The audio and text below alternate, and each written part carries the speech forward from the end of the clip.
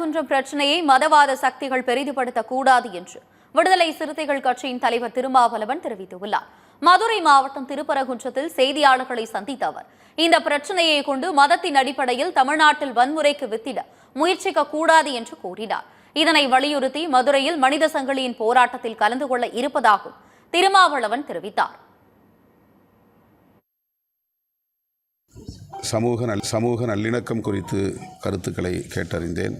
தங்களுக்கிடையில் எந்த பகையும் இல்லை, முரணும் இல்லை என்பதை தெளிவுபடுத்தினார்கள்.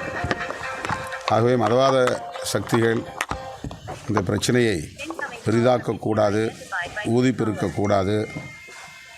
தமிழ்நாட்டில் இதை வைத்து மதத்தின் அடிப்படையில் வன்முறைக்கு வித்திடக்கூடாது என்று விடுதலை சிறுத்தைகள் கட்சியின் சார்பிலே நான் வேண்டுகோள் விடுக்கிறேன்.